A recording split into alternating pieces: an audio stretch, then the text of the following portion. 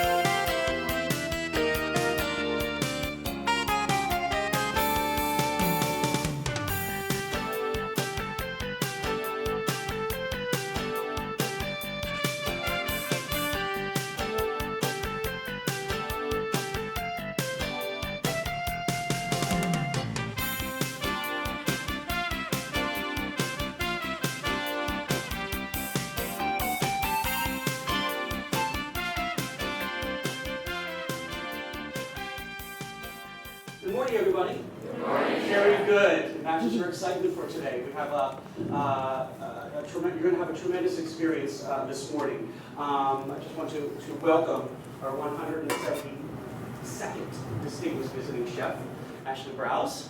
Incredible applause, please. And I'd also like to introduce her husband, Chad Brauze. How you doing?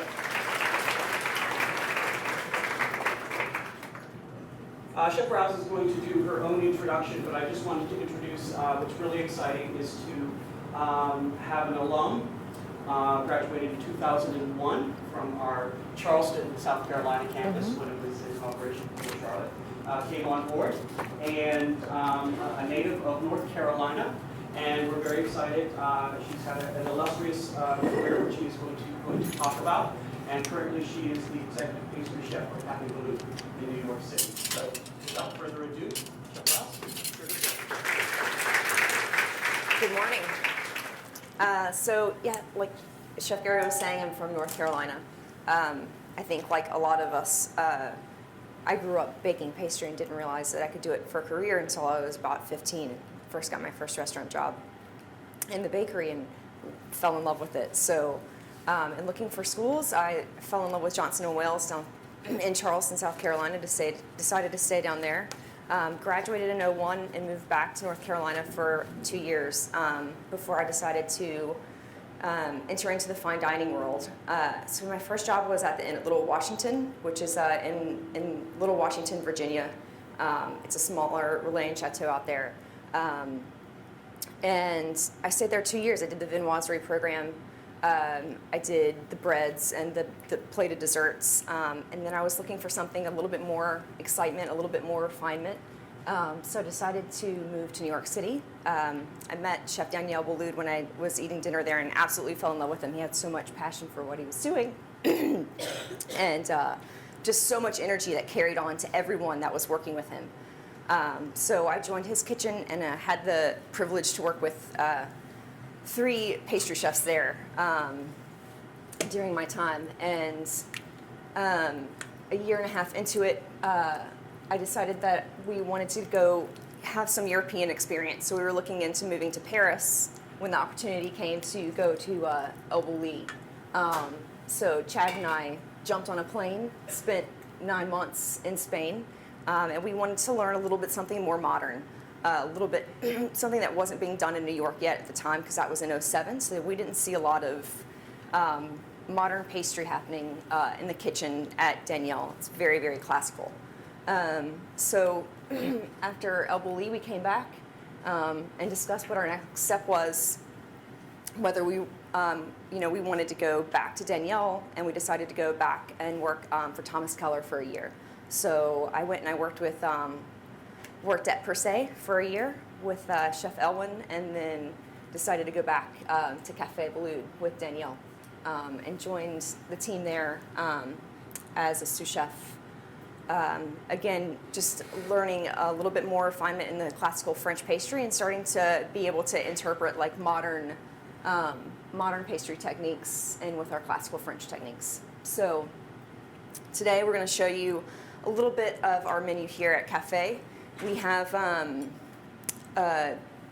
rhubarb de lis for you. So the rhubarb de lis is it's a panna cotta on the bottom, but it's going to take you through many different textures and flavors, and you'll see we're going to give you a tasting of that one, and you'll see the technique from the bottom to the top. So it's a pretty dessert because of how clean it is and it's how refreshing. So usually we serve this as our tasting menu. So it's our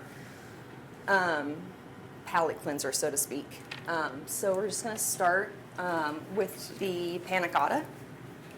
So we have our mascarpone here, and we want to bring this mascarpone to room temperature. So we just have it over the double boiler here. And then the cream, just take this pot here. Actually, where are the extra pots in here?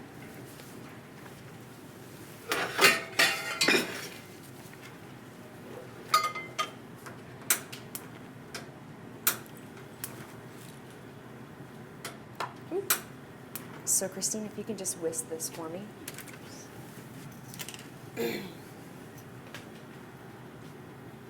We're gonna heat our milk and our sugar up.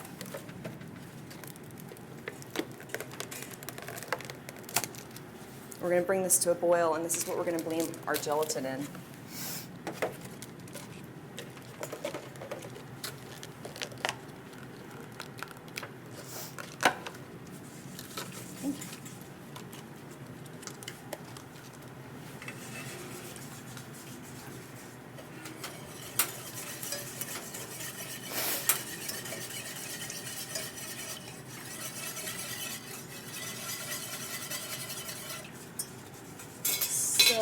So how much do you want to melt the mascarpone down? So we just want to soften it a little bit. Basically, this is going to keep us from breaking the mascarpone when we go to add the cream inside. You don't want to whisk it when it's too cold.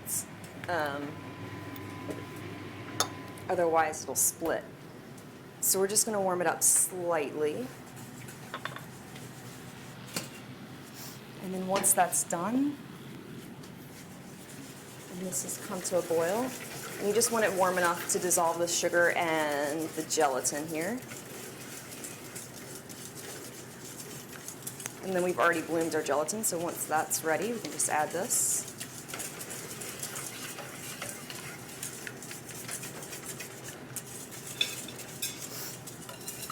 And then we're just going to strain the milk inside of the mascarpone while she's whisking it. You got that for me?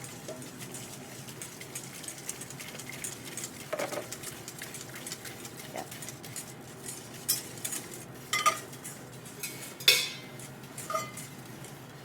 And then we'll add the cold milk, and this will bring down the temperature. So basically what we want to do is cool it down just a little bit before we pipe it into the glass. When you deal with desserts that are in glasses, you want to make sure that everything stays clean. So the idea is that you see all of the layers. It's kind of like, what's the word I'm looking for, Chad? Beautiful. It's kind of like an atrium, so to speak. You know, you see everything inside. So you want to have like a very natural look to everything. And so it's important that while you're doing it, everything is like ready to go and set. So now that this is all set here, I'm just going to take our piston. Now in the kitchen when we did this yesterday, when you're dealing with large numbers, we go through about 20 of these a day.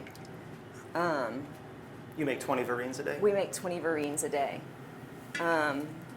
So when we do it, we scale everything out so that it's consistent, you know, so that every guest has the same amount, and that really is kind of striking as well when you have them all lined up. You're saying you scale out the verrines? So you Yeah, make we 20. scale out, yeah, exactly. All of the amount of panna cottas, they're all the same.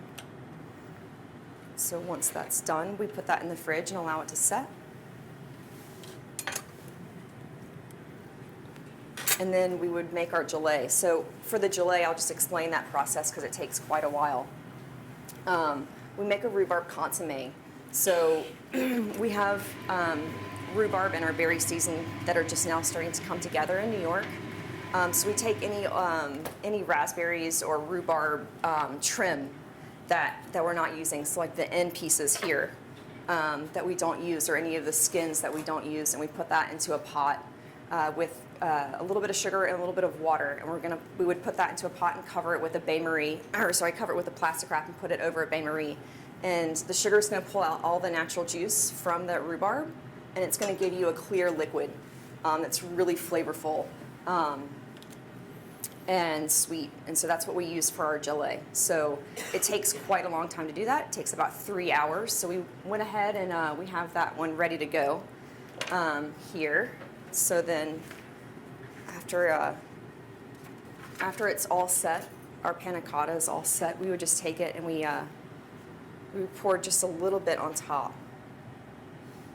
And you want to be very careful and make sure that it's not too warm, that it melts the panna cotta, and that you still see how nice and vibrant red it is. So do you aim that for a would temperature? create- Is there something in Celsius that you typically shoot for? Like 25, Yeah, 26? we usually go like 35. 35? 35, 34 degrees. So And that way then- you know you don't melt the panna cotta. Yes, exactly. And then, let's see. So this is also a dessert that we would sell. In addition to selling it for our tasting menu, we also sell this for our bar. So cafe, on the left-hand side we have Bar Pléiade, and on the right-hand side we have Café Beloud. In our bar, it serves like small bites of what we have in the restaurant. We also have, it's outdoor seating, so we have a lot of people come in and order stuff like this sort of while they're eating cocktails, and it's kind of nice. And so we'll go ahead and start poaching this rhubarb. So for the dessert here, we just thinly slice it, and you'll find towards the end of the rhubarb it's a little bit more red, and then it's going to get a little bit green. So the green stuff is what we would use for jam for our breakfast, and the red stuff is what we would use for the dessert.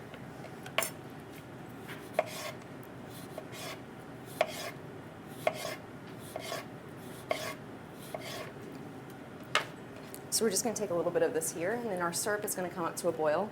Now syrup is sugar, water, lemon juice, and vanilla.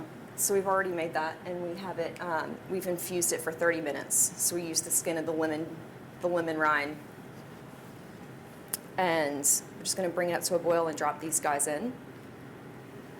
And then, have we another one for the demo? This one here. Yeah. And then the meringues as well.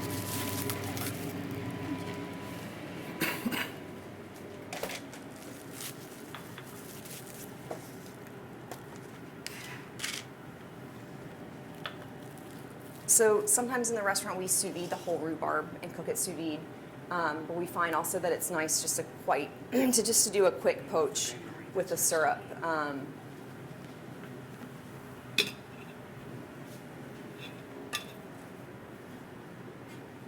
Chrissy, do you want to go grab that sorbet for me? Yeah. Okay. Thanks. And then the pistachio crumble. Mm-hmm. Thanks.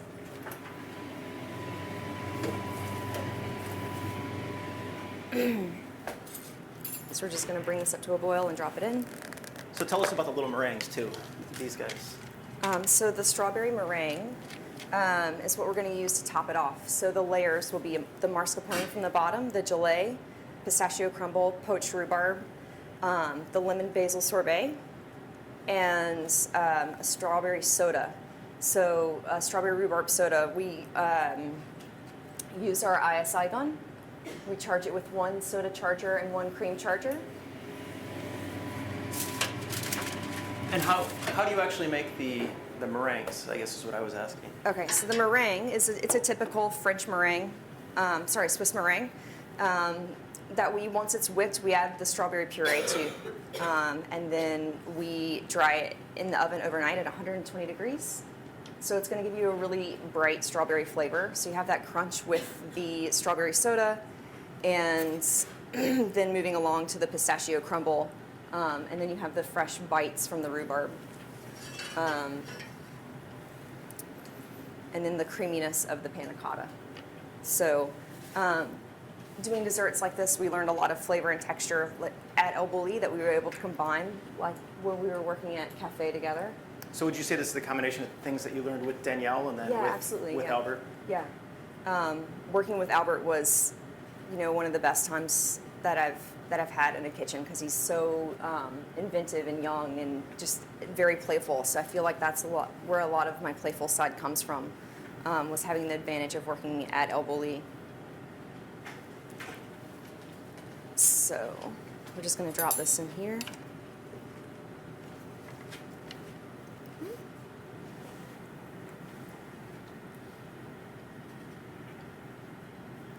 And when you cook the rhubarb, you don't cook it all the way, right? You just want to, you still like a little bit of bite to it. Yeah, you still want to have a little bit of bite to it, and you don't want to lose the color, so you want to be able to cook it quickly and leave it in the syrup overnight usually. Sorry,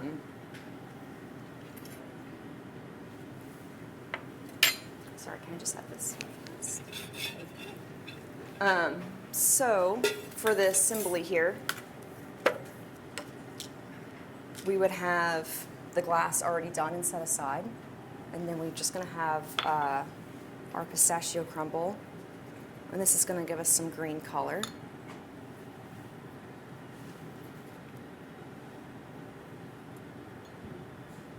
So you see you have the layers here like that.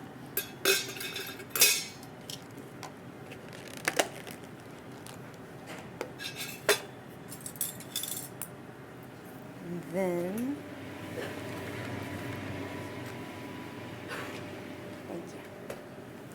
then we're going to use a little fresh micro basil, as there's a little basil inside of the sorbet, so these flavors are going to go nicely together and brighten it up a little bit.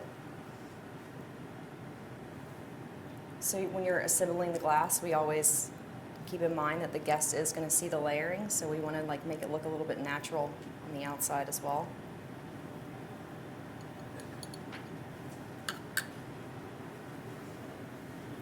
And then our meringues, we'll put one or two in here, as well as on top of the soda. So this is pretty classic flavors: strawberry, rhubarb, basil. It's just your take on it. Exactly. And I think it's important to know that the layering inside of the dessert is how you want to eat everything as you go down. So, and we'll take our pieces of rhubarb here. So typically we would do this the night before the poached rhubarb, and have this ready to go in the kitchen. And right now is the height of the rhubarb season, which is really nice because I'm sure you guys have had a rough winter. No, it's been a little bit of a struggle, so it's nice to see a little bit of red color now. We always get excited in the kitchen, so We do the good comes rhubarb around. from Holland. Holland makes nice Yeah, rhubarb Holland too. makes the first rhubarb, and then Yeah. after that we start getting it from Washington State and then locally.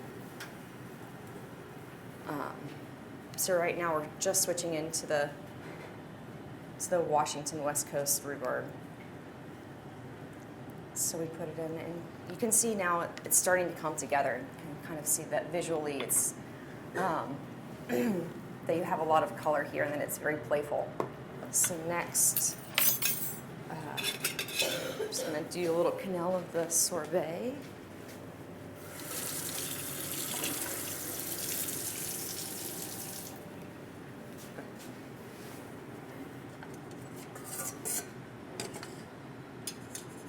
I think they're preparing some for you in the back right now, so you guys can have a little breakfast, a little dessert breakfast.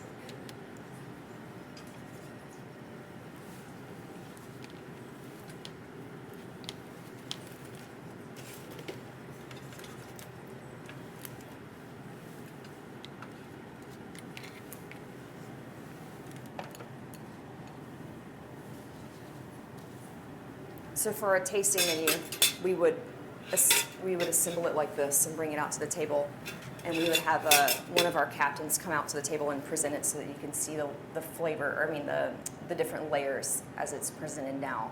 And in the bar, we go ahead and top it off. So you have a little bit of show. Yeah, so it's a little bit of show. So they have like a little side card. They come and they pour it. It's very nice. And then so for our rhubarb soda, so what we do for this is we take that same consommé and we combine it with a little Saint Germain and strawberry puree. So Saint Germain is an elderflower liqueur. So again, very spring, very refreshing, fruity flavored. So we combine that, and then we add a little gelatin to it. So that's going to hold the air. That's going to hold the soda and the effervescence. And you like the Saint Germain a lot. Love the Saint Germain, especially in the spring. She drinks the Saint Germain often. Yeah, Chad makes me some nice after work cocktails often. So It finds its way into a lot of desserts and a lot of after work parties. yeah. We're just going to top it off, and you'll see it'll hold for about 30 seconds here. And again, she uses one nitrous charger and one CO2 charger because it keeps it. The CO2 gives it a nice flavor and effervescence, and the N2O keeps it creamy. And if you add too much of the soda charger, it's going to give it kind of like a It's going to remind you of drinking Coca-Cola when like a harshness in the back of your it's a throat. little bit too sharp. So then we would top it off with the meringues like this, and it would go on a plate and be presented like so. So how many of you are from New York or from this area? A lot? Could you take Yeah. this? What's that? Oh, you're from here. Okay. So not that many Northerners? No? You're from New York? Oh, okay. Oh, you're from the Bronx? Born and raised? Yeah? Nice. So are you familiar with Cafe and Chef Danielle? Yeah? Oh, okay. Okay. Nice. What do you like about it? Like, what strikes you as tasty or unique, or just what don't you like about it too? That's a perfectly good. The flavors. Rhubarb's nice because it comes in the spring. You finish up all like the deep flavors of fall and winter, like the chocolates and the nuts, and then you come into this lightness, and it's really, for me, I'm a cook, I'm not a pastry chef, so when the pastry team starts to bring out the rhubarb, I get super excited. Now, are you guys all familiar with rhubarb? Because I feel like when I was growing up, my grandma might have been the only person to eat rhubarb in my family.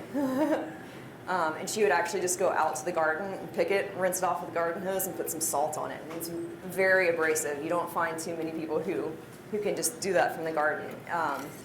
By itself, it's really sour, so that's why oftentimes you find people putting a lot of sugar on it and making it really sweet.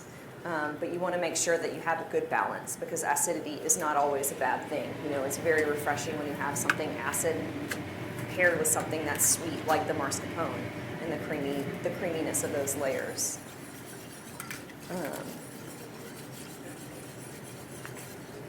Do you guys have a lot of rhubarb up in Rhode Island? Do you guys use that a lot in class? No, not in class yet? No?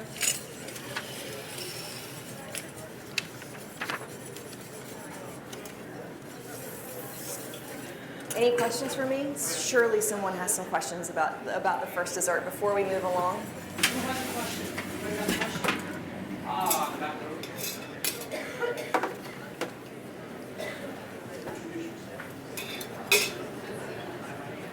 Hi, my name is Lindsay, and I'm from Philadelphia.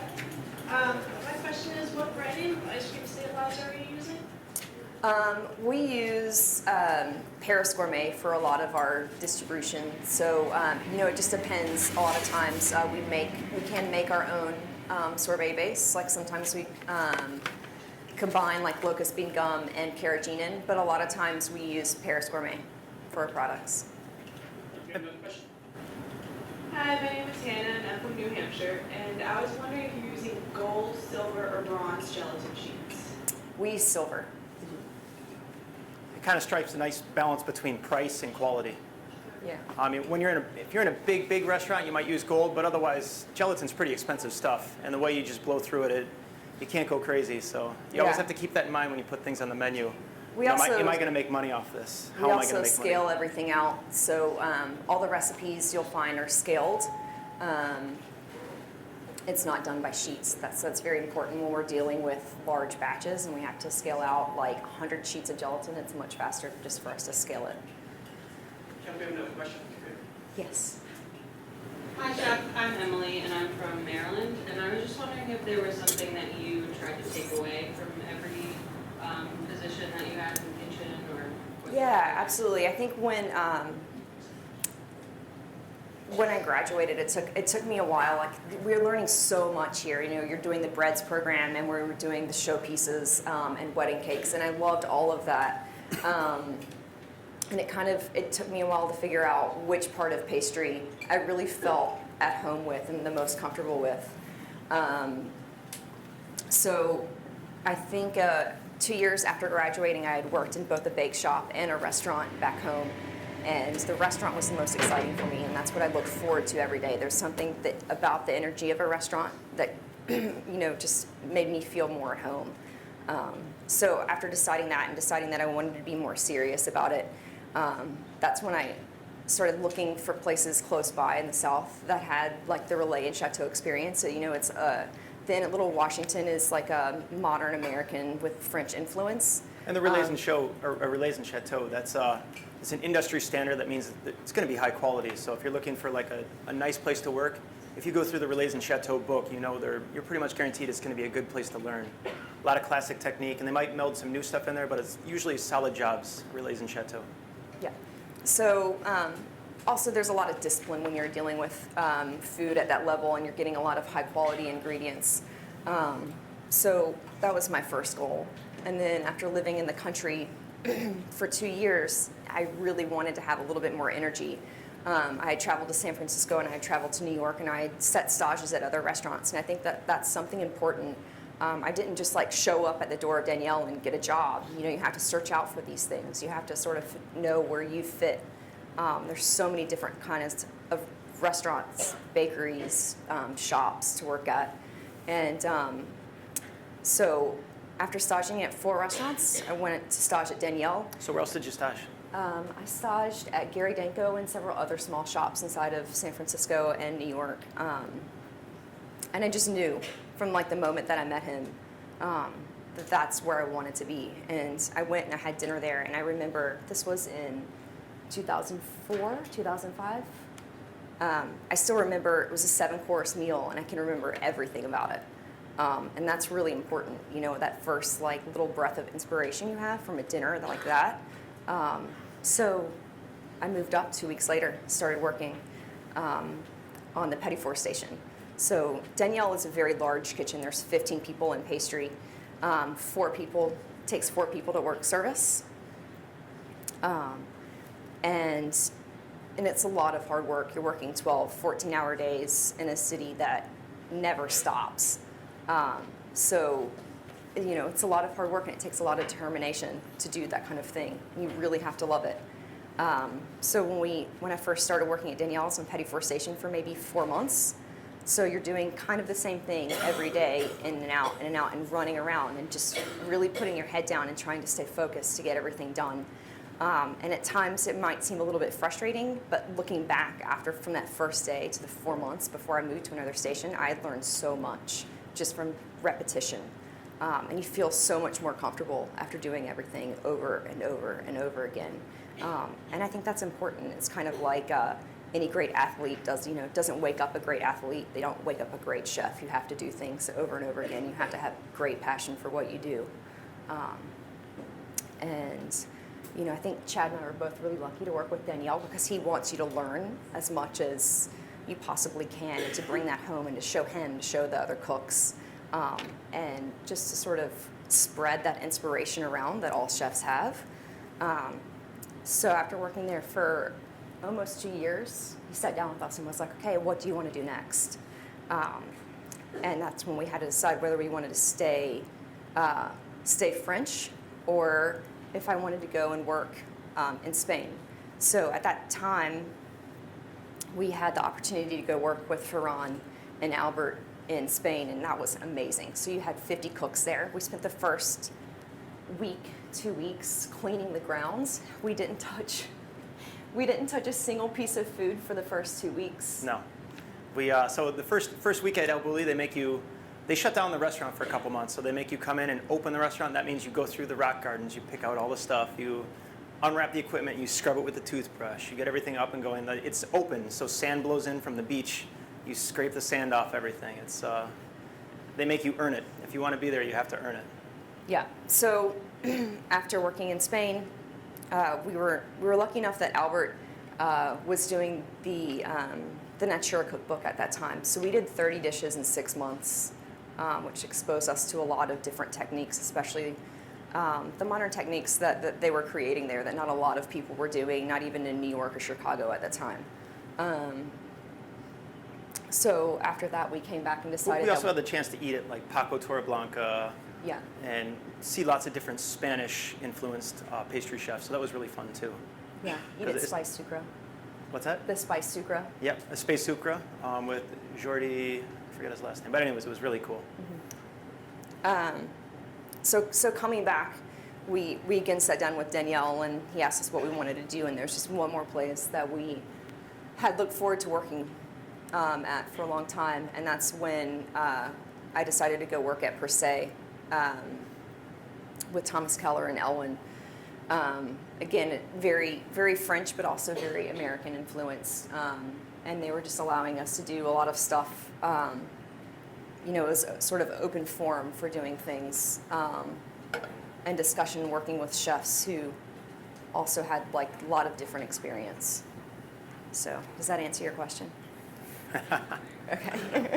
That was an excellent question and an excellent answer. And then you had a question as well, someone else over here? You're good? Okay. I've got one more over here, Chef. Where is over here? Oh, okay, okay. Hi, Chef. My name is Lisa Murray. I'm from New Jersey. Hi. I was wondering, after you finished your education, if you felt confident with the skills you acquired, and if you have any advice for those of us who are making this transition to work. Yes. Yeah, like I said, I think graduating, Johnson Wales gave me the foundation for what I needed. I think it took me a little bit longer, 2 years, to figure out that being a restaurant chef is what I wanted to do, because again, there's just so much to learn, and there's so many different fields that you can go into. And at the time, I was interested in bread, but I was also interested in pastry and working in like a pastry shop. So I think you just have to search that out. I think the best way to do it is to do it on your free time, to go stage at places, to see as much as you can, to see where you feel comfortable and you feel like you're going to learn a lot. And it doesn't mean that just in the first year, if you choose to work in a bake shop, that's what you're going to do for the rest of your life. You can move around. You don't ever want to stop your education. Even now, every day I go in, I'm learning. You have to pick up books. You have to read and sort of invest your time into it.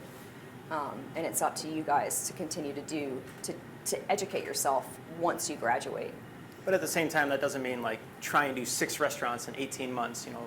Pace yourself. Take a year, take 18 months at one place. Really learn what that restaurant and what that chef is doing. If it's a big place, stay longer, stay 2-3 years, because that's how you really learn, becoming like part of the restaurant as you're part of the team. That's when you're gonna pick up the skills that you need to be a chef. You can be a good cook if you hit 6 different restaurants, but you're never gonna be a chef unless you really buckle down and put in the time under somebody and have a mentor, and that person's gonna guide you along. Yeah, A lot I like mean, what I'm we sure use you Danielle guys. for. Yeah, like for Danielle, he's definitely, somebody that means a lot to us. He's been a big help along our way for our career, but I think when it comes to it, I think we identify a lot with Danielle, and he's been able to inspire us and to continue to inspire us. That opened doors for us too as well. I mean, big name chefs, if you go to them, it's a lot of hard work. I mean, your head's gonna be down and you're gonna be really struggling every day there, but they'll pay it back to you. And it's not just in money, it's in opening doors for you. It's in, your resume. It's just saying hi. They're gonna stop in at your restaurant someday, and that's gonna get you a lot of press. And this is, it's why we do what we do, because you wanna be the best. So what are we gonna work on next? All right, so next we have our dulce de leche dessert. So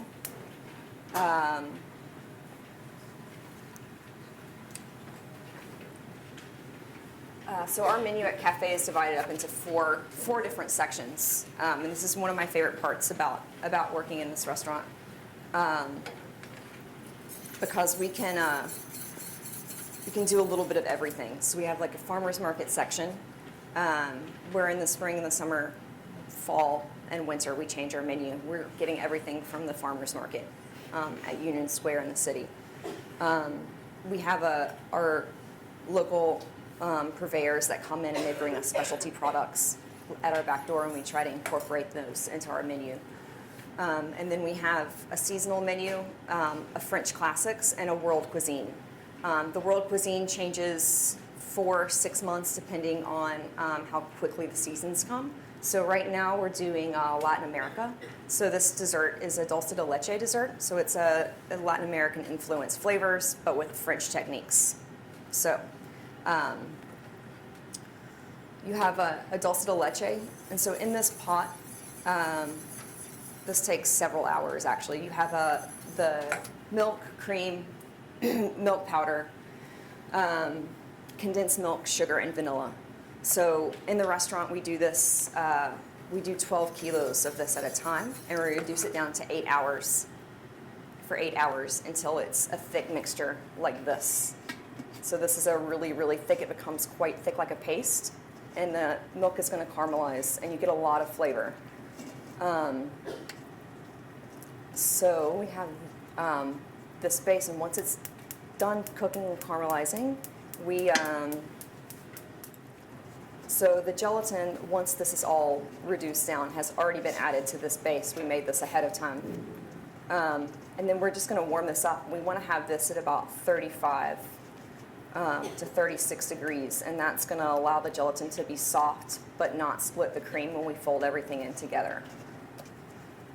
So this we would do ahead of time, because we're gonna pipe this into cannoli tubes that are lined with acetate, like these little guys. And then we're gonna freeze them, and then we're gonna dip it into like an agar dip. So that's gonna give you a chocolate glaze on the outside, which will allow you to pick the dessert up, move it around. It also like adds a little bit of interesting like play to the dessert. A lot of people don't know how to do that. So I think that'll be an interesting technique that we'll show you in a little bit.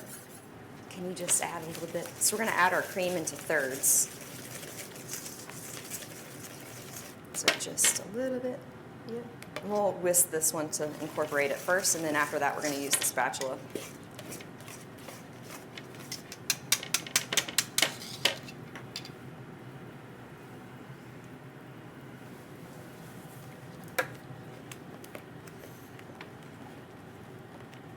Chef, we have some more questions if you don't mind. Yeah, absolutely. Hi, my name is Rita Hamlin from Massachusetts. I was just wondering, you keep referencing all the modern techniques you found in Spain. I was just wondering if you could expand a little bit on what types of things you saw that you were really struck Yeah, so at first, I think at first it was the liquid nitrogen, which you don't see a lot of people using because it's expensive and you have to have a lot of equipment, specialty equipment to use it. So at the time, just being able to freeze anything instantly was, it's Opens up a mind-blowing. lot of doors when you're making ice cream. You can yeah. make an ice cream out of anything. We had carrot juice ice cream, all sorts of stuff. Yeah, we were freezing whole fruits. Thank you. And they also had a freeze dryer there. So while we were there, actually, they were working with NASA to make food for astronauts, which is So they had really a incredible. $250,000 freeze drying machine where you put in fruits, whatever they want to play with. It freezes it. It drops the air pressure, and that starts to pull moisture out, just like a sous vide machine. And then I think it was 48 hours later. Is that right? It depends on the water Yeah, content. it depends on the water content. You have an actual freeze dried whatever you want. They do French fries, meat, Freeze-dried mousse. freeze dried mousse. It was really Freeze-dried fun. passion fruit. Passion fruit, yeah, passion fruit was great. And they were also getting everything from, every morning they would have somebody drive to Barcelona, which Drive is 2 about, hours through the mountains to Barcelona to pick up everything and then bring it back. Because the restaurant's in the middle of a national park, so it's a trek out there. And also meringues. They used a lot of meringues there. And I think Ashley, just from watching what she does, she picked up a lot of meringue technique. They use the powdered egg whites for a lot of things. Yeah, so they use a lot of different proteins. So we're talking about, have you guys heard of a product called VersaWhip? VersaWhip at all? Okay. VersaWhip is a soy protein versus an egg white protein that you can add to different liquids, purees, watered bases. And those are, And then when you whisk it, it fluffs up just like a typical meringue does. yeah, So it opens up a lot of doors to what you can make a meringue out of. especially for texture. So I think you guys are probably used to like the meringues that we just had on the strawberry dessert, which are sweet and more dense. But when you're using product, when you increase the protein content of the meringue and decrease the amount of sugar, you end up with a meringue that is so light that when you put it on your tongue, it melts instantly. So dealing with a lot of that stuff we were exposed to. They also use a lot of different sugars. They use sugar compounds that they stole, so to speak, from the candy industry. Like, if you know Tic Tacs or mint gum, when you put it in your mouth, it gets cold. It's from a sugar called Icebreakers. Icebreakers, yeah. It's a sugar called xylitol. So they would just kind of study food production journals, like the actual science journals, and steal techniques and then bring it in and play with it. So you get really fun things like a meringue that instead of sugar, they replaced it with xylitol. So it'd be a warm meringue. They'd keep it, in a dehydrator warm. They pull it out. You eat it in your tongue. Feels warm, tastes cold. Really cool. Lots of fun stuff like that. And you see a lot of people not necessarily using like sugars like that these days, but you see the microwave sponge technique. You see that in a Yeah, lot that was of Ashley's restaurants. station every day. I made 40 cakes a day, so we're talking 10 ISI gun containers that you have Two to microwaves shake running 50 concurrently. Yeah. So you can see why these would not typically work in a normal restaurant to make 50 You need 63 cooks batches. working. Yeah. And it was kind of like summer camp in that way, as you had all these free hands available to do stuff like that. So yeah, that was a totally different restaurant, especially doing tastings each course. Ferran ate the whole menu once a week. He'd sit down at his table and he would eat through 55 courses, comment on it, strike things off the menu, add things, say, okay, well, when this comes, I want this to arrive, and then I want a sip of this. So everything was orchestrated, and he orchestrated himself. He wanted to know exactly 30 seconds after this, or as a person's picking up this should be hitting the table so that they still have some sour in their mouth, and then they get the salty. It was really cool. Unlike stuff that we had done before, so it was fun. Yeah, in a very beautiful setting, by Yeah. the way. So, all right, so after you have the mousse made, and while it's still soft before it starts setting, we're just gonna take our cannelloni tubes. And we're gonna pipe them inside here, and you wanna make sure that you're pressing all the way through to the ends. So you're gonna have the mousse come out all the way to the end. It's gonna come out, and then you're gonna clean the edge, and that's gonna keep you from having any air bubbles inside the tube. Because once we freeze this, we're gonna dip it inside of the agar dip, and then cut it. And so if you have any air bubbles, you're gonna have air bubbles exposed on the edge that's cut, which is not exactly what you want. You wanna keep it clean. So we're gonna make this, and it's gonna cool down just a little bit, because the agar needs, when you make it, it's gonna be really hot, so you're gonna have to think about your temperature and your timing here. agar is going to start to set depending on how much you have inside of the base. So I think we have 2.5 grams. When you deal with agar, you want to have, you want to make sure that it's, the agar, yeah. You want to make sure that you're scaling on a precision scale. It's something that's not quite like gelatin. When you deal with something that's like 3 grams versus 2.5 grams, you're going to find a big difference. Yeah, with your xanthan, your agar, things like that. Kappa and carrageenan, all that kind of stuff. Chef, good question. You mentioned working for Thomas Keller per se. What made you choose the diner over? It's a good question. I think for me, from the beginning, I made a connection with Danielle. I had worked there for 2 years before he helped us go to El Bulli.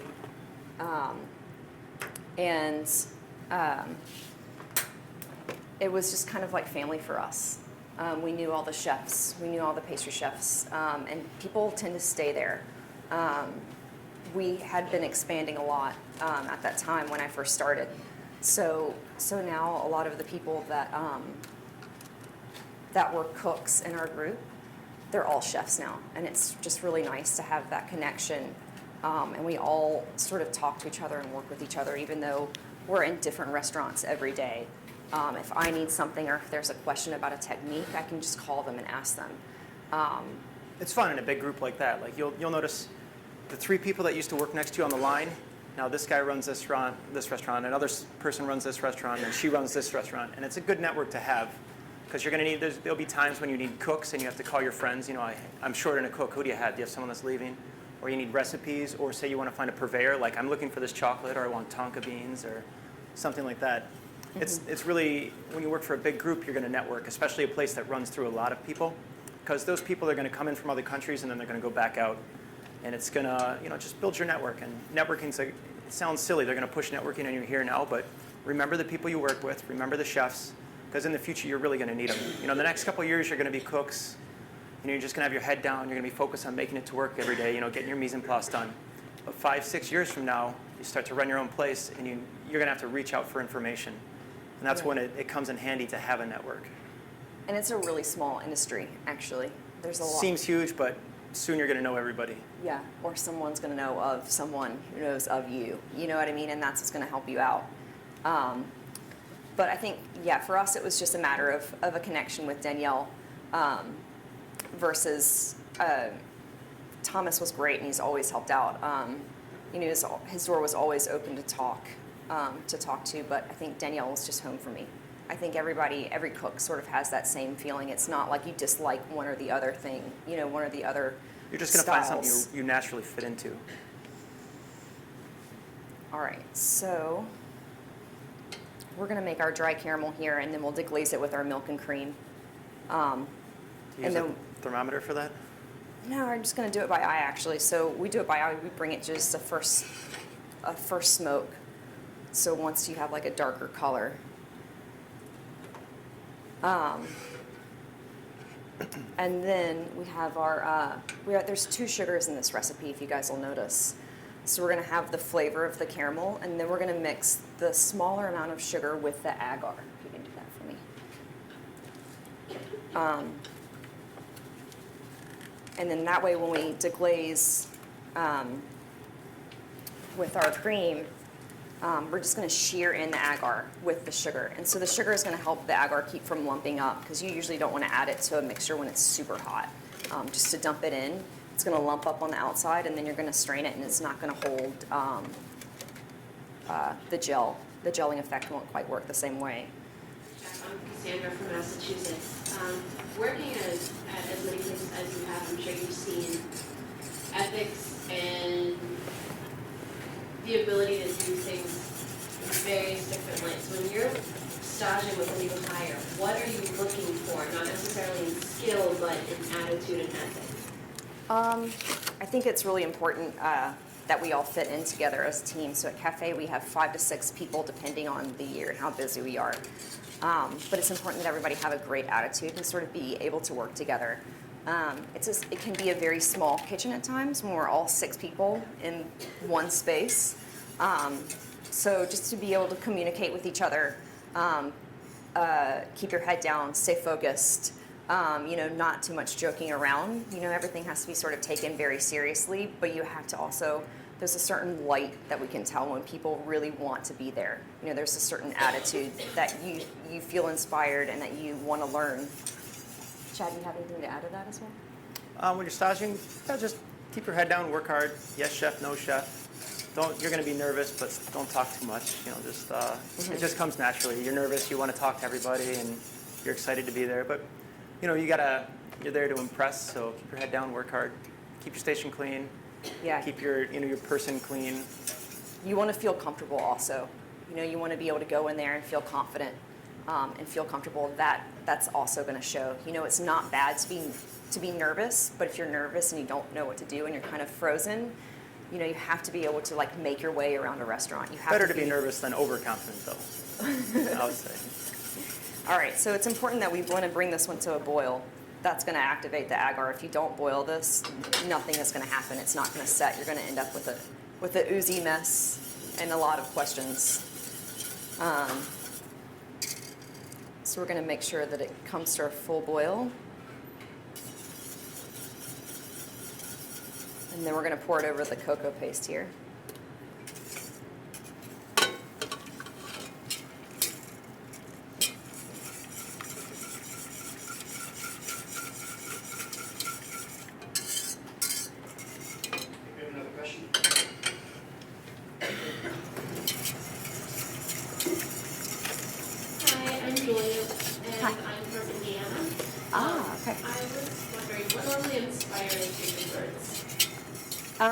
I think for me, my style is very, I think the way I was taught, I always think very geometric. So I usually start out with something that's very square, very round, and add a curve to it, something that's very feminine, something that sort of breaks up the eye from that geometric shape. I think that, speed, number one, is very important when we're doing 300 covers a night. You can't be too fussy. You want to be able to keep it clean and you want to be able to keep it elegant. And if you have so many components that everybody's touching the plate a million times and just looks like a mess by the time it's gone out because they don't have time to plate that quickly enough, I think that's important. So we have to consider, different tricks to make things look very elegant without spending a lot of time. So I think that's a lot of things. A lot of my past, like working at Elbow Lee, has helped out with that. You can add a few tricks without making it look extremely modern, but make it look very feminine and elegant and still have a little touch of modernness to it. All right, so we have our cocoa paste here, and we're just going to emulsify it with a hand blender. Because you can't really see, but it's a little bit grainy at this point. So we just want to start on slow, and you want to try not to incorporate too much air into it.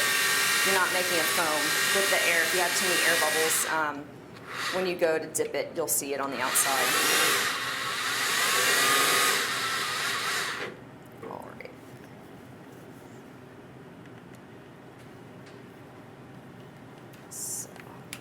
This off. Yes. Thank you. And then we're just going to make sure to pass it. And do you have that little, here, perfect. So we're just going to pass this through the chinois and get out,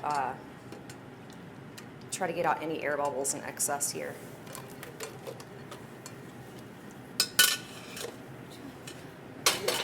Great. So we're going to allow this to cool down just a little bit, and I'll leave this in a large pot so that it has that surface area to do so before we start to dip. So the idea of this dessert, actually, we have a girl who's from Puerto Rico, so when we decided to do our South American menu, she was extremely excited. She started bringing in all of these different ingredients that she had from back home. We also have a girl who's from Brazil. So she started bringing in all of these ingredients and sitting down, and we actually we have roundtable discussions with all of our cooks as we go through a menu change, just stuff that they would like to see or techniques that they haven't done. I think in the kitchen that was really important, as well as pastry, so they would bring together a few things, and then we sit down and discuss like what we would like to do moving forward. So we decided to do the dulce de leche mousse with peanuts. I think that's something that a lot of Americans can identify with, but it's also an ingredient that we found in Brazil. So again, this world cuisine selection of our menu, it's still a French restaurant, so a lot of them still have a lot of, you're still doing mousses and cake, and it's nothing like very traditional, but you have the flavors of what makes it a South American dish. So we have a peanut sablé, which is essentially our chocolate crumb mixture mixed with caramelized peanuts that have been pureed, and with a little bit of Javara chocolate, milk chocolate. And we sheet that out, and then we bake a flourless chocolate biscuit. So the flourless chocolate biscuit, it's a little bit bitter because it has a high ratio of cocoa powder inside. And then we finish that with the caramel fondant, which I'll show you guys in a second. So the caramel fondant is going to also give you a little bitter caramel flavor. All right. So what is that plastic thing you have there? this is a little trick. This, when you're dealing... Squeeze bottle? Yes, squeeze bottle with top cut off. And this allows us to make very, very small batches of the agar so that we're not wasting it. So the difference between agar and kappa, sometimes we use kappa as a gelling agent versus using agar. They have their textural differences. Agar is going to be a little bit softer, whereas kappa is going to be a little bit more brittle. They're both seaweed derivatives, but in their texture and their ability to set are very different. So agar is not thermoreversible, whereas kappa is. So you wouldn't be able to. What do you mean by thermoreversible? You wouldn't be able to have the set and then melt it down again. Once it's been agitated, it's going to turn into like a soft custard sort of. So you can see that as you could use that as a sauce. Like you see a lot of chefs doing that now to set coulis instead of using pectin or reducing. They make like a sauce and then let it set and then puree it in the Vita Prep. Whereas kappa, when we're dealing with stuff that we want to, when we want to reuse, if we make like a consommé gel, and if it's something that takes a lot of time, we'll use a kappa to set it so that we can slowly melt that down. So this is the frozen milk jam mousse that we just showed you. And once it's set, we take it and we cut it into 10 centimeter portions like this. And it still has the acetate on it. So then we'll remove the acetate. And then it's just a simple toothpick. Anything can work, like a cake tester, anything that's going to hold it. And then we're just going to dip it inside like this. So again, it's important to make sure that that your temperatures are set. So like if your mousse isn't cold enough, it's going to melt, and if the agar temperature is too warm, it's going to melt your mousse. So do you have a temperature for the agar, or do you just kind of eyeball it? Again, it's just going to depend on how much agar and how precise you scale everything. Like if you have 2.5 versus like 3.5, the 3.5 is going to start to set a little bit faster, but typically we're working with 35 to 40 degrees on this.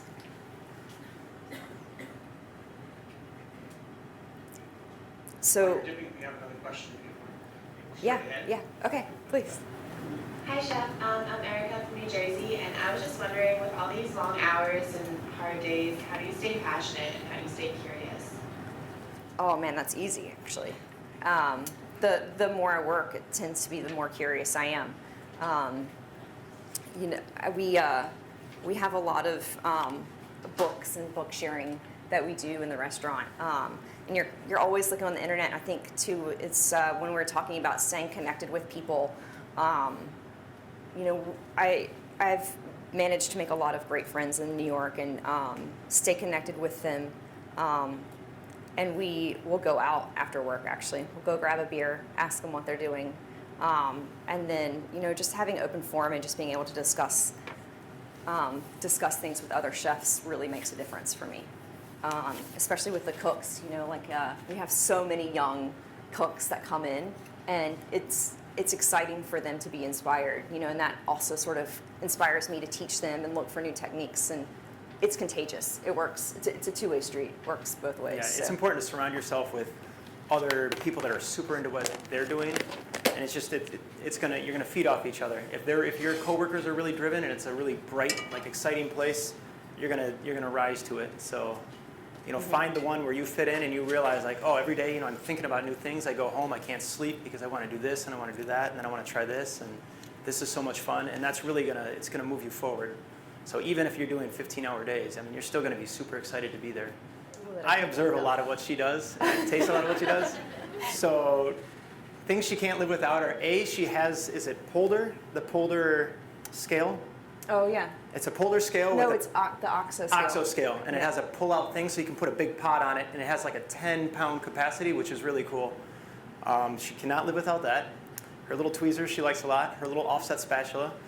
And as for flavors, you can't get it in the US, you're not supposed to, but tonka bean. We had tonka bean at Oboli. It's like this, almost like vanilla. And she's crazy for it. She puts it in everything. She sneaks it in there, even though you're not supposed to, but you can buy it on Amazon. Just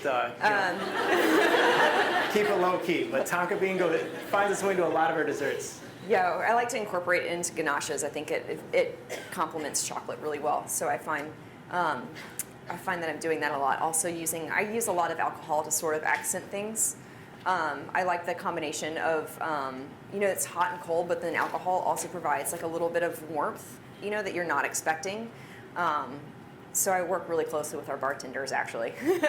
Our bartenders and our som give us a lot of help. I find that I'm using, like right now, for a rhubarb dish that I'm working on, I'm using Tokaj, which is a Hungarian dessert sweet wine. I'm using that to complement a lot of the flavors that we're doing in a rhubarb test for our new menu. These are still frozen, so what we do in the restaurant for service, we have a guy who comes in and he's part of our PM service team. So one of the first things he'll do when he's prepping for this dessert is to dip these, because you want the gel to set, but you want the mousse to defrost. So that's why we went ahead and did that. So I'm going to show you how to make the caramel fondant next, and then we'll assemble the dessert together to sort of see what's going on. So these would go into the refrigerator to defrost. Thank you. And then we're going to start to work on our caramel fondant.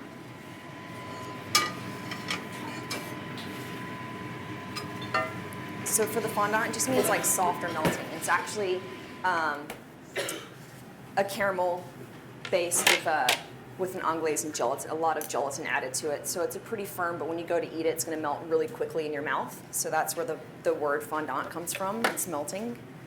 So we want to start by heating up our heavy cream.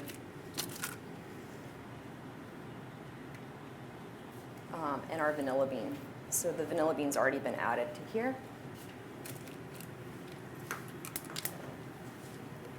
And we're just gonna, we'll add our glucose to that as well. And the glucose is just gonna help to keep it from crystallizing and give it a soft texture.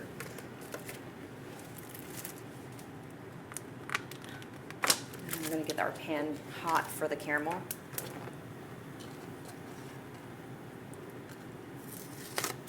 And I'm just gonna make a small bowl for the yolks. So we're gonna also add, in the end, be adding a little sort of salt to our caramel, so that's gonna give you like the salty layer. So when you first eat this dessert, you're gonna have like the milky, the milk mousse on top, and then like the salty caramel, the bitter biscuit, and then the crunchy peanut layer on top. So like when we design desserts, we always like wanna keep in mind textures. So we're going to start with the soft mousse, and it's going to move into the salty caramel, and then the bitter and the crunchy peanut. So when you assemble something, you always want to consider how the guest is going to perceive it and how they're going to eat it. You know, it'd never be sort of reversed. We'd never have like the crunch on top and the soft stuff on the bottom. You want to make sure like as they eat it, it's still like an elegant dish. You know, they don't want to like make a huge mess while they're eating, while they're in the middle of the dining room.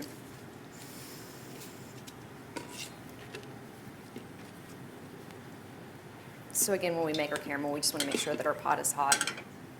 I think that I wish that I had been a little bit more aggressive and not waited to move to New York for so long. I think so many cooks are sort of afraid of what's ahead of them. I was definitely afraid of what was ahead of me, not knowing exactly what I wanted to do, but looking back, I wish that I had moved to New York at a younger age. I was 24, but I kind of wish that I had done it when I was 21. You know, it's just, I have a lot of young cooks who are from the city, and were able to move in a little bit at a younger age and just be a little bit more comfortable and confident with what they were doing. So I feel like if I was a little bit younger, I would have just told myself to get over it and go ahead and do it and figure it out and make it possible, you know. Chad, do you have similar thoughts upon that? What was the question? If you were able to tell yourself as a young cook what you would do differently. Oh yeah, aim high. I mean, you're young. Find the best restaurant you can get into, get in there and stay there for a long time. That's how you're going to learn. It's going to make you a good cook and a good chef. You're going to meet a lot of good people too.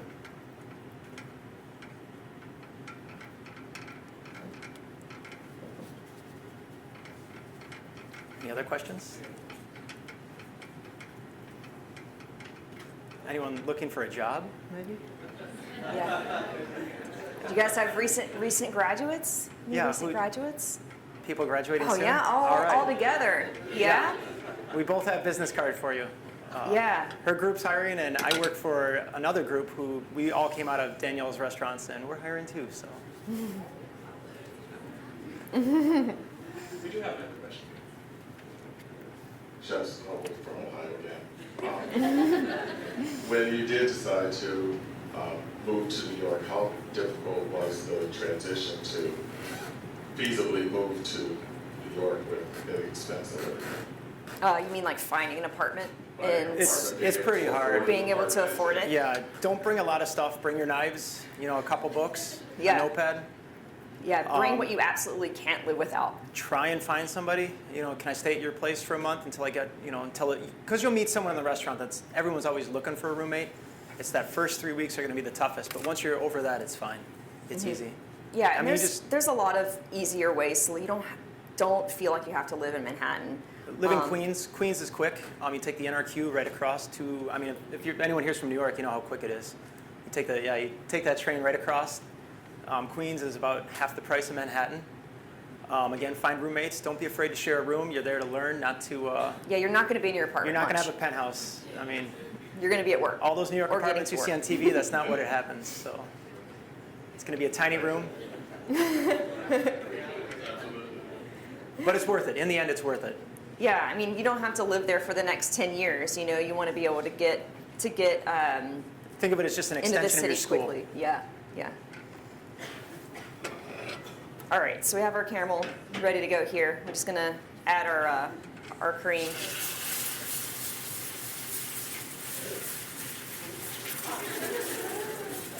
Chef Brown has a question. Good morning, chefs. Thank you for taking the time to come see us again in Providence. My name is Chef Tim Brown. I'm an instructor here. I'm originally from Cape Town, South Africa. Oh, okay. I was wondering, there was just recently an article in Esquire magazine, a scathing attack on dessert restaurants. We were just talking about that last night. Pastry in itself. I was wondering if you want to share your thoughts on, besides wanting to string the author up by his toes. Yeah. Yeah, well, What he actually, he was more kind of living off of the vibe. There's a writer, Adam Platt, who was writing. Now, Ozersky wrote the one that you're talking about, right? Yeah. Or was it In Platt? Esquire, That but was the Esquire one. I don't think it was that. So Ozerski, yeah, he was a follow-up article. That was a follow-up article to an article that Adam Platt had written, also just as frustrating, called "The Death of Pastry," or "Dark Age of Pastry." So Platt said that there's no good desserts out there now. Nobody wants to eat dessert. Across the U.S., no one wants to eat dessert. Everybody's given up hope, and you're just kind of reading it, and you know that it's just to get everybody discussing. You know, keep in mind what these we're people doing are for there pastry. they want to get page views and they want to sell magazines. They're going to say stuff to get you riled up, so you buy it and read it and talk about them. Who knows what they really think? But actually, I feel like it's just the opposite. I feel like pastry has a lot more to offer these days. I think Ozerski, when he wrote that article, was saying that not everybody wants something complicated, which, you know, I think everybody can identify with. I think like the first dessert, the rhubarb delice, the flavors are pretty simple and it's not really that complicated. It's pretty easy for us to execute. Whereas the dessert that we're making now is a little bit more complicated. So I think you're going to have those clients who want something simple. I think for him, he likes pie. So his whole point was I could go to any restaurant, I could go eat at Danielle, I could go eat at Per Se, as long as I finished my meal with pie and a scoop of ice cream, I'd be fine. You know, so It's just one person out of millions. It's just one person out of a lot, but I think He just happens to have a platform. The best thing you can do is ignore him. Yeah. I mean, don't respond. Who cares? I mean, you're all here because you love it. I mean, that means more than what one guy with it. Yeah, there's a lot of us who have a sweet tooth. Yeah. You know. Don't worry, people still like dessert. But actually, in pastry in New York City right now, there are so many talented chefs who are actually opening up their own shops, and they're extremely successful. So, for example, like Dominique Ansel. Yeah, she worked for him. My This old guy's chef, and he has 2 lines, not one, 2 lines out the door. He opens at 8 o'clock every morning. The line starts at 6 a.m. to get cronuts. You guys have heard the cronuts? Yes. Okay. Yeah, 6 a.m. So I don't think I can totally just turn my head to Pastry's comments not like dead. him. Pastry's It's not not dead. dying. You know, people are constantly creating new techniques that seem obvious. You know, so. And I have another question. Says they know I like to talk. Oh, it's me too. I'm from the South. That's what happens. So I was wondering, how important is it to you when somebody applies for a job that they have a pastry degree? For us, it's really important. I think, you know, for students, you know, they understand those basic techniques. You know, when you're coming right out of school, for us, it's important that they have a degree and that they've worked someplace 6 months to a year in a restaurant that shows that they can get around the kitchen. I don't think that I've ever hired anybody who has not been to school. I think that shows that they know what they want to do. You know, I think there are ways. You know, you're going to spend 5 years without a degree, working in a kitchen without a degree, before you really feel confident to move on. Would you say? Yeah, definitely. I mean, having a degree that shows that you've put in the time, you're dedicated. You're not going to float off and do something else, and that's really what we're looking for in the restaurant. You want people that you know are going to stay with you.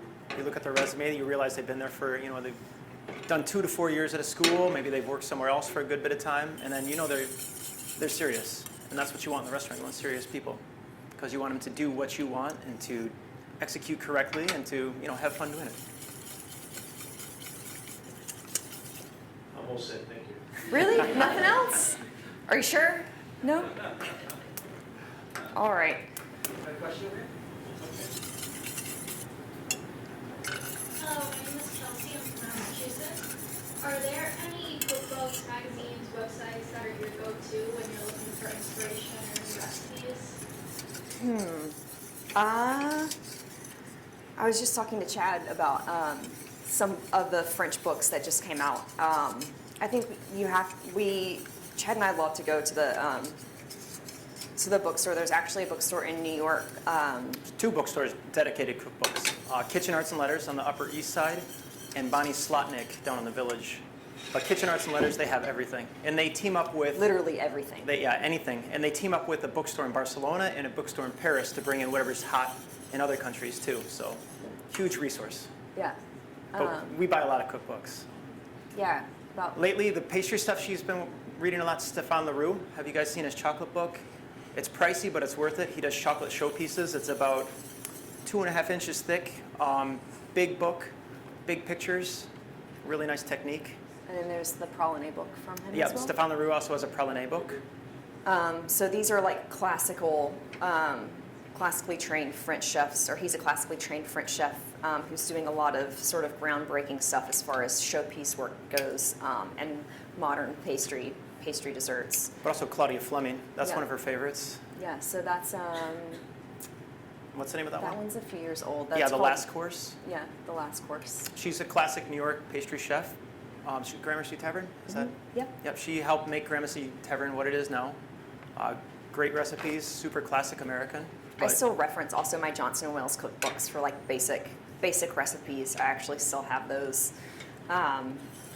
You know, and you use like a lot of resources. Like I'm not just like cooking at the restaurant. On my day off, I'll be at home making like more American stuff. Chad's a big fan of pie, so I find like once a month We he eat has a lot me of pie. making something. You know, But for periodicals, magazines, the Korean magazines, we can't read them, but the pictures are gorgeous. If you can get your hands on those. yeah.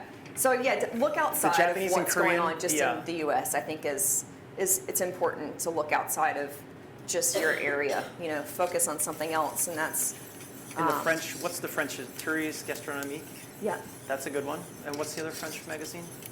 Um, We go to JB Prince too and buy our magazines. They're expensive, but it's worth it. Do you guys know JB Prince? They have a website. Yeah, if you go to their store too, they have a whole magazine section. Yeah, it's like kid in a candy store. Keep Gets your wallet expensive. at home, yeah. All right, so we've added our eggs. We tempered in our eggs here so you can see the mixture is much thicker. And then you're gonna add the gelatin to that. So then we would strain this and so we're just gonna strain this guy. And then we'll end up pouring him onto the biscuit.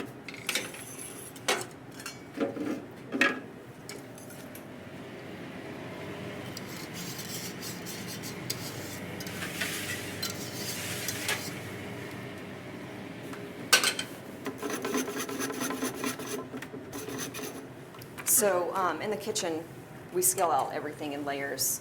So we've already made our biscuit and our peanut sablé here.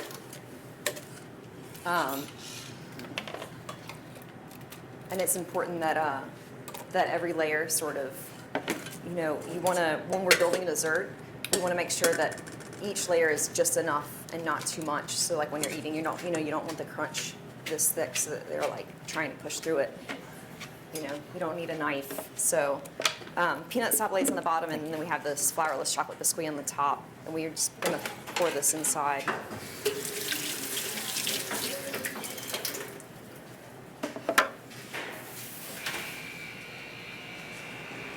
So all the measurements for the recipes that you have, they're all for a frame size about this big. And you want to make sure that each layer is balanced in that form. Any more questions from you? Well, we have somebody who has a comment, which he says is a good comment. Oh, okay, good. Cassandra from Massachusetts again. Chef Brauze had asked how early is a college degree on a resume for our intern. And as a P4 major, especially as my senior year, I've been asked a lot, why is it worth staying 4 years for your pastry degree? Is it worth it? Yeah. The answer you just gave, I know for me, just gave me much more confidence knowing that a potential employer seeing a pastry 4-year degree, yes, she's gotten more training down, she has an understanding, so that gave me much more confidence knowing that my degree was worth it. Yeah, So good. Thank you for that. Yeah, no problem. Thanks, Catherine. No, it's okay. Don't worry. Yeah, I think saying 4 years, 2 or 4 years, I think you just really need to have like an understanding. For me, I was really antsy. I just really wanted to get into the kitchen. But now looking back at it, I think that, having an understanding of management and how the kitchen's run, I've spent a lot of time working in the restaurant and teaching myself those skills that I think I could have taught if I had, or could have learned if I had stayed in school. And I think that's what sort of makes a big difference. And you sort of have to decide what route you want to go. I think it's a very personal decision as well. So that's good. So in the restaurant, this is plated on an oblong plate, a little bit oval, so to speak. Yeah. Move the induction.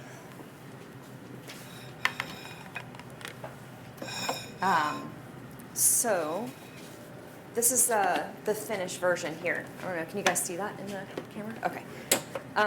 So after the cake is set, we'll freeze it and then we'll cut it into squares like this. So as you can see, this is sort of what I was referring to when I said I think geometrically. It's very square. So, so we would start here is with our chocolate sauce, which is a little firm. And we're just going to draw a little line on the plate here. Ooh, sorry, guys.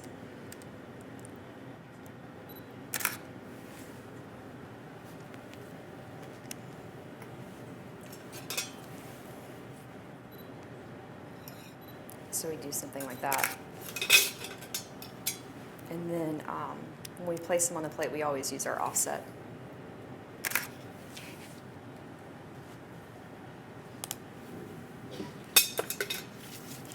And then for our mousse, we always use gloves when we're touching anything that's set with agar, because it can leave fingerprints. So it's like anything else, like when you're dealing with a glazed cake or anything like that, you want to be really careful with your hands. You know, it's still very delicate, even though it's set in something that is pretty firm. Also, health department in general too. If you're touching finished food, New York City's really cracking down on this stuff. So you can see it's pretty flexible.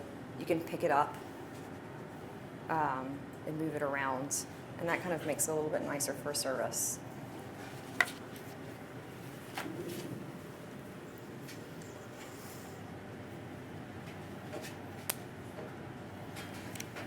So we're just going to trim off the edges, and then you'll see here what's left is that round shape inside.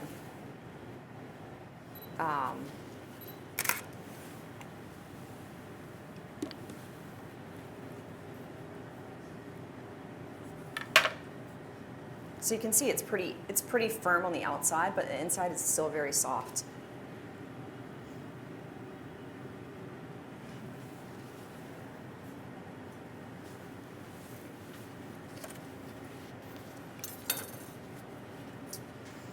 And then we have our caramelized peanuts. So for the peanuts, when we make these, it's very similar to what you'd get when we make this. It makes our whole kitchen smell like a candy store. We take a little sugar and we mix the peanuts in until they start to crystallize, and then after that, they're going to caramelize in the pan.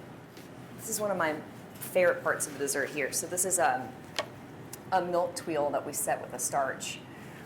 So we take a little bit of the caramelized milk, like we went over before, and we spread it out into sheets onto a silpat.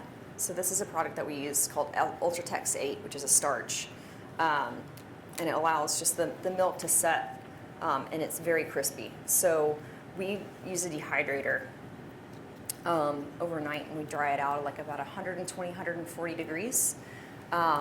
And then we shape it into shapes like this. So this is what I'm saying when we have like a little fun playing around. You know, we have like the square shape and the round, and this will be sort of our organic part of the dessert here.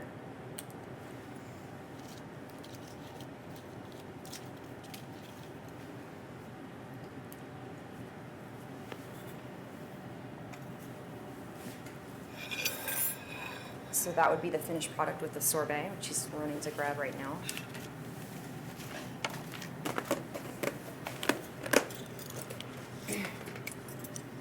Do you guys have any questions so far?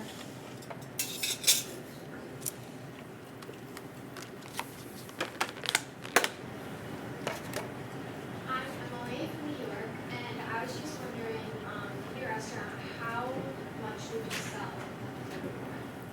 How much we sell this dessert for? We sell it for $14. It's more of a sherbet based. There's about 2% fat inside, so it's not quite a sorbet, but it's not quite an ice cream. When you eat it, it's going to have a really soft mouthfeel. It's not dense like a chocolate ice cream. Okay?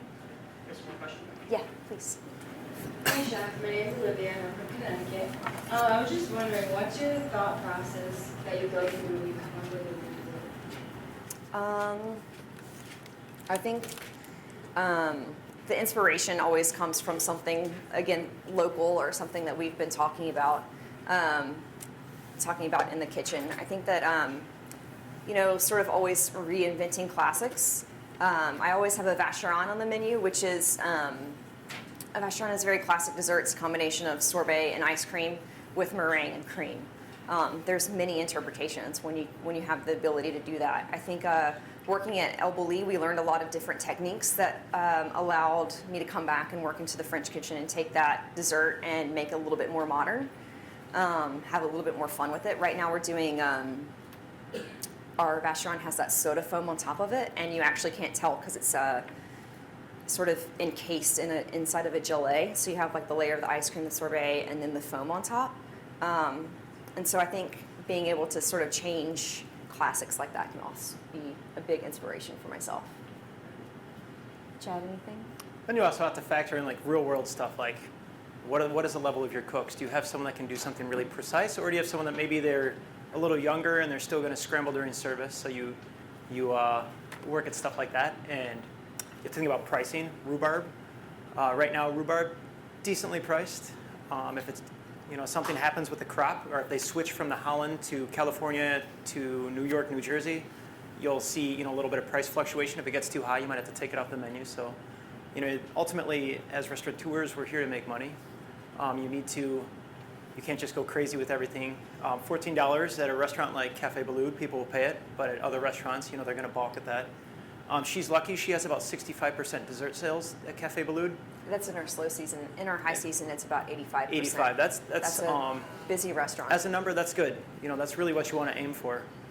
You're not always going to be able to do that, so you have to find the right price point that's still going to get you about 28 to 30% food cost. Your labor cost is going to be at the right point, and that's part of being a chef. It's not always inventing stuff. It's figuring out how to do what you want to do with the limitations of your labor, the amount of money you can spend on a dish, and even the style of your restaurant. Yeah, like he was saying, like it's really important that your cooks be able to understand what you're doing. So for as a chef, it's really important for me to teach everyone. And it's like the longer I work, the harder I work, the more I'm teaching them. The more as a team we're all growing, and the more capabilities that we can do. So that's really important when you go to balance your team as a chef. You're not just a creator, but you've become a teacher. You've become the one that they're looking to and that they're learning from. So that's important. And as the food cost he was saying, I don't know if you guys, the whole lime scandal right now. We had several citrus desserts on our menu where we had limes. 86 limes. Yeah. They're about $120 for a 10-pound case, which is crazy. So. But on the plus side, Meyer Lemon's at about $1.30 a pound, which is pretty fun. So that comes from our inspiration. So all of a sudden we went from using limes to using Meyer Lemons in about a week. And usually it's reversed. Meyer Lemon's super expensive, lime's super cheap. So are you guys familiar with what Meyer Lemons are? Yeah. Yep. Okay. All right. So you just have to stay flexible. You can't get married to one technique or one ingredient or even one style. Like say your ice cream, I'm sure she would love to do quenelles on every plate, but if you don't have a cook that can do a pretty quenelle, you're probably going to use the scooper. So things like that. Any other questions for us? Hi, Elena Garcia from the Dominican Republic. I noticed that in both the desserts that you did today, you put sorbets. Do you regularly put sorbets or ice creams in every single of your desserts? No. We also have an ice cream and sorbet selection on our menu. So just a little bit about Cafe. We have 8 desserts on the menu plus one special every night. And then for lunch, we run a prefix menu, which has 2 different desserts, a fruit and a different chocolate dessert. So we have a lot of ice creams. We have 12 to 15 ice creams or sorbets at a time. And it really just depends on what dessert I'm doing. For this dessert, I wanted to keep it light, so that's why I decided to do more of a sherbet than an ice cream. you know, you have already a lot going on. So like as far as the mouthfeel goes, like I wanted to keep the fat content down because the mousse is already so rich. You know, sometimes we use gelatos, sometimes we use ice creams. It really just depends on like the design of the dessert. Hi Chef, I'm Isabella from the San Francisco Bay Area, and I was just wondering about like your staging experience. Like, what was your longest stage and your shortest, and what did you get from each one? So our longest stage, actually El Bulli was considered a stage because it's unpaid. So it would have been, how long was 9 it months. again? 9 months. Yeah, so actually we worked really hard at Danielle once we knew 2 months out before we left. We were picking up extra shifts, just trying to make enough money to like save to get over there. So we didn't have to pay for housing, which is, you know, very convenient. And they have family meal twice a day. So after that, we didn't really need a lot of money. We were just kind of using our weekends to travel a lot and eat out and kind of explore. And I think that's also really important to go check out restaurants, just to go in, maybe just have dessert, just to see what's going on. But for stages, I think 3 days to 9 months, or a day stage. It's getting harder to stage places, especially New York City, just because of liability issues. A lot of places you really have to show them that you want to come in and work. They'll say no, no, no, but if you keep bugging them and you show up there to work for free, they'll take you. You just have to be very persistent. Yeah, have to be persistent. Keep in mind, right now this room is filled with 160 cooks. So, you know, in order to stand out, sometimes you have to be a little bit persistent. Yeah, they're getting big restaurants, EMP, Jean-Georges, per se. They're getting people from all over the world that want to go in there and work.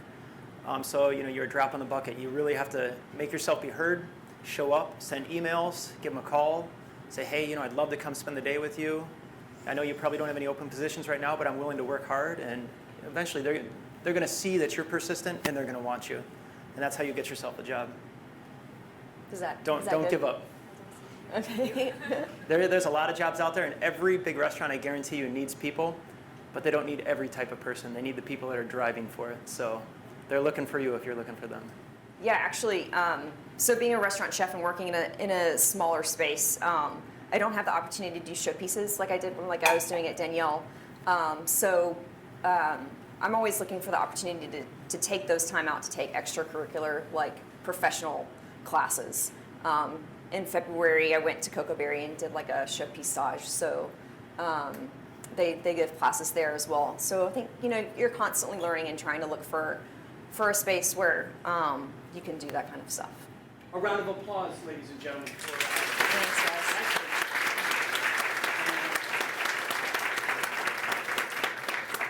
Thank you. Yeah, thank you. Thank you so much.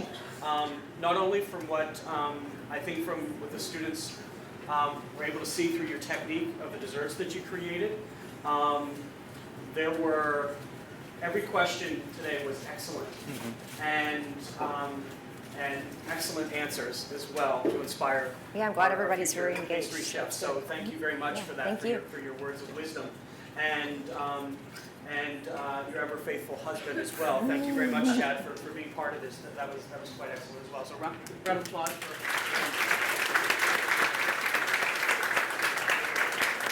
I did want to also, before we leave today, I wanted to introduce you all to one of your fellow students. I think this is something for you to aspire to.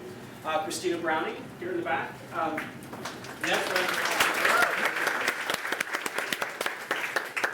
Christina is finishing, well, she just completed her associate degree in baking pastry sophomore year.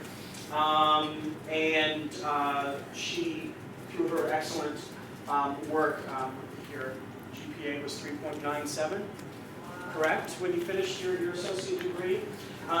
She's gone on to, she applied for and was successfully entered into the baking pastry bachelor degree in the Q4 program. Christina received every distinguished visiting chef, we give a student scholarship. And through Christina's hard work and dedication and excellence that she's completed in all of her labs, she received the $2,000 Distinguished Visiting Chef Scholarship. So, congratulations.